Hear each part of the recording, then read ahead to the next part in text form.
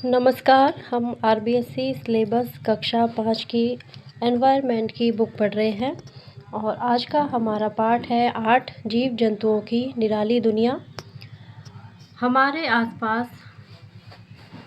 आसपास कई प्रकार के जीव जंतु पाए जाते हैं। इन जीव जंतुओं को अपनी अपनी विशेषताएं होती हैं। ये अपना भोजन अलग अलग तरीक़ों से ग्रहण करते हैं। वह अपनी सुरक्षा करते हैं। ये जीव जंतु अलग अलग तरीक़ों से पता लगाते हैं कि भोजन कहाँ है और फिर अपने भोजन तक पहुंच जाते हैं। एक दिन गुड़िया, मुनिया व राजू अंधेरे में लुका छुपी खेल रहे थे। उनके एक साथी का 2 रुपये का सिक्का गिर गया। उसे सभी मिलकर ढूंढने लगे, लेकिन अंधेरा होने के कारण दिखाई नहीं दे रहा था। अचानक एक चमगादड़ को तेजी से उड़ते हुए देखकर राजू बोला, देखो, चमगादड़ तो आराम से अंधेरे में उड़ रहा है और हम अपने सिक्के को अंधेरे में नहीं देख पा रहे हैं। मुनिया ने बताया कि मैंने कल पुस्तकालय में किताब में पढ़ा था कि चमगादड़ रात में उड़ते समय उच्च तारत्व वाली आवाज़ निकालता है जो सामने किसी वस्तु से टकराकर वापस आती है। इस प्रतिध्वनि को सुनकर वह अंधेरे में भी आसानी से उड़ सकता है। एक दिन मुनिया अपने भाई राजू के साथ पड़ोस में जा रही थी। मुनिया का पैर चलते चलते एक पत्थर से टकरा गया। उसे चोट लगी। वह घबरा गई, फिर भी अपने भाई के साथ साथ चलती रही। तभी पड़ोसी के दरवाजे पर एक कुत्ता चैन से बंधा हुआ था। वह उसे देखकर भौंकने लगा। राजू ने बताया कि कुत्ते अनजान व्यक्तियों को देखकर भौंकते हैं और अंदर नहीं आने देते हैं। उनकी सूंघने की शक्ति बहुत तेज होती है। सोचिए और बताइए, आप किन किन चीज़ों को सूंघ कर पहचान सकते हो? सघन खोजी अभियानों में प्रशिक्षित कुत्तों का उपयोग क्यों किया जाता है? चमगादड़ की तरह और कौन से जानवर रात में देख सकते हैं? करके देखिए। विद्यालय में पोषाहार योजना अंतर्गत आए फल कक्षा में लाएं। संभव हो तो अलग अलग तरह के फल लाएं। अब 2 बच्चों की आंखों पर पट्टी बांधकर उन्हें फल सूंघने दें। उन्हें गंदगी के आधार पर फल पहचानने के लिए कहें। यही काम अलग अलग फूल लेकर करें। कुछ वस्तुएं जैसे साबुन, चीनी, नमक, पेन, पेंसिल आदि को छूकर पहचानने के लिए कहें। कुछ वस्तुओं जैसे फल, सब्जी आदि को चखकर पहचानने को दें। सोचिए और बताइए, किन किन वस्तुओं को छूकर पहचान पाए, किन किन वस्तुओं को चख कर पहचान पाए। आप किन किन वस्तुओं को सूंघ कर पहचान पाए? खराब खाने की पहचान कैसे करते हैं? कौन कितनी दूर तक देख सकता है? एक कागज़ पर कुछ नाम लिखिए। उसे दीवार पर टांग कर देखते हुए दूर तक जाएं और देखें कि आप कितनी दूरी तक साफ देख सकते हैं। मक्खी मच्छर की आंखें विशेष प्रकार से बनी होती हैं। ये हिलती हुई चीज़ों को देखकर तुरंत उड़ जाते हैं। इनकी आंखें मानव व जंतुओं की आंखों से भिन्न होती हैं। हमें पीछे की ओर देखने के लिए पीछे मुड़ना पड़ता है, लेकिन मक्खी की आंख कुछ इस प्रकार की होती हैं कि वे सभी दिशाओं में देख पाती हैं। तभी तो हम उन्हें पकड़ नहीं पाते। राजू के घर के सामने से तेज आवाज में गाने बजाते हुए बैंड बाजे वाले निकल रहे थे। यह देखकर उसने अपने कानों में अंगुली लगा ली, क्योंकि आवाज़ बहुत तेज थी। मुनिया ने पूछा, क्या हुआ? राजू ने कहा, बहुत शोर हो रहा है। मुनिया ने पूछा, यह शोर क्या होता है? राजू ने कहा, जब हमारी सुनने की क्षमता से तेज ध्वनि हमें सुनाई दे तो वह आवाज़ शोर कहलाती है।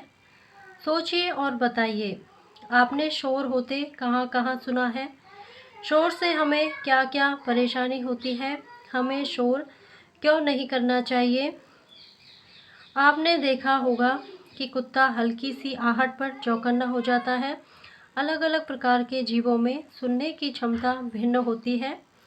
सोचिए और बताइए, आप किन किन लोगों के कदमों की आवाज़ पहचान सकते हो? विभिन्न प्रकार के जंतु आप देखते हो। किसी किसी मौसम में ये दिखाई भी नहीं देते हैं। कॉपी में तालिका बनाकर भरिए कि ये किस मौसम में ज़्यादा दिखाई देते हैं। तो तालिका में जंतु का नाम छिपकली, सांप, मेंढक किस मौसम में ये दिखाई देते हैं, मौसम को सामने लिखना है। चर्चा कीजिए। मेंढक बारिश में अधिक क्यों दिखते हैं? मच्छर अधिक सर्दी में कम क्यों दिखते हैं? मुनिया, राजू भैया, क्या मैं मछली की तरह पानी में रह सकती हूँ और चिड़िया की तरह उड़ सकती हूँ?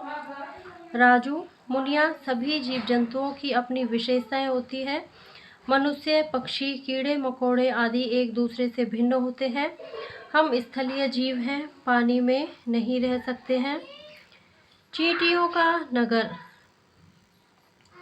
मुनिया के घर के कोने में चींटियों का घर बना हुआ था। चींटियां उसमें लाइन से प्रवेश कर रही थी। ऐसे ही बगीचे में गमले के नीचे बहुत सारी चींटियां चलती हुई दिखाई दे रही थी। वहां थोड़ी नम जमीन थी। जब गमले को हटाया गया तो चींटियां अपने अपने अंडों को लेकर जाने लगी। मुनिया की माँ ने बताया कि चींटियां चलते समय एक पदार्थ छोड़ती हैं, जिससे पीछे पीछे आने वाली चींटियां रास्ता पहचान पाती हैं। जब चींटी काटती है तब ये उस विषैले पदार्थ को हमारे शरीर में छोड़ देती हैं, जिससे हमें दर्द होता है। चींटियां झुंड में रहती हैं। इनकी अपनी दुनिया होती है। चींटियां मिट्टी के अंदर, पेड़ के तनों में, घरों के अंदर सुरक्षित स्थान पर अपना घर बनाती हैं। सोचिए और बताइए, चींटियां एक लाइन में ही क्यों चलती हैं? मुनिया व राजू को माँ ने कहा, देखो, चींटियां मिलजुल कर घर के कार्य करती हैं। तुम भी काम को मिल बांट कर किया करो। चींटियों को काम करने के आधार पर रानी चींटी, श्रमिक चींटी, सैनिक चींटी कहा जाता है। चींटियों से बचाव के लिए नमक या नमक के पानी का छिड़काव किया जाता है। आजकल चींटियों से बचने के लिए कीटनाशक का उपयोग होने लगा है। इससे हमें भी नुकसान होता है। चींटियों के कार्य अंडे देना, अंडों की देखभाल करना, अंडों की रक्षा करना, घर की सुरक्षा करना। कार्य के आधार पर चींटियों के नाम रानी चींटी, श्रमिक चींटी और सैनिक चींटी। पता कीजिए आपके आसपास किन किन जगहों पर चींटियों के घर अधिक संख्या में हैं। भोजन को चींटियों से बचाने के लिए कौन कौन से उपाय करते हैं? मुनिया अपनी माँ को बता रही थी कि पड़ोस में रहने वाली दादी अम्मा बगीचे में चींटियों के घरों में आटे का कसार डालती हैं। वह ऐसा क्यों करती हैं? माँ ने बताया कि कई लोग चींटियों को घी, चीनी, आटा मिलाकर डालते हैं। वे चींटियों को भोजन देने का काम कर रहे हैं। उन्हें लगता है कि जीवों के लिए भोजन की व्यवस्था करनी चाहिए। पता कीजिए, घी, चीनी मिला आटा लेकर चींटियाँ कीड़ी नगर को खिलाया जाता है। इसी तरह और किन किन जीवों के खाने की व्यवस्था लोगों द्वारा करते हुए आपने देखा है? हमने सीखा, जीव जंतुओं की सूंघने, देखने, सुनने आदि की क्षमताएं अलग अलग होती हैं। चमगादड़ रात्रि में प्रतिध्वनि के सहारे उड़ता है। हमें मिलजुल कर कार्य करना चाहिए। हमें जीव जंतुओं के लिए भी भोजन की व्यवस्था करनी चाहिए। जाना समझा, अब बताइए। कॉपी में तालिका बनाकर निम्नलिखित जंतुओं की विशेषताओं को लिखिए। तो जंतुओं के नाम: चिड़िया, मछली, मोर, छिपकली, तितली, मच्छर, कुत्ता। भोजन प्राप्त करने का तरीका लिखना है और ये चलते हैं, तैरते हैं या उड़ते हैं, इनके विशेषताएं आगे लिखनी है। नीचे कुछ चित्र दिए गए हैं, इन्हें पहचानकर इनकी एक एक विशेषता अपनी कॉपी में लिखिए। चमगादड़ रात्रि में किसी वस्तु से बिना टकराए कैसे उड़ते हैं? इसका उत्तर आपको देना है। इसी के साथ इस पाठ का जो संदेश है वो है, अजब गजब है जीवों की दुनिया, विशाल हाथी और नन्ही है चींटियाँ। इसी के साथ हमारा ये पाठ पूरा होता है। आशा करती हूँ आपको मेरा वीडियो पसंद आया होगा। प्लीज़ मेरे वीडियो को लाइक करें, शेयर करें और मेरे चैनल को सब्सक्राइब करें। Thank you.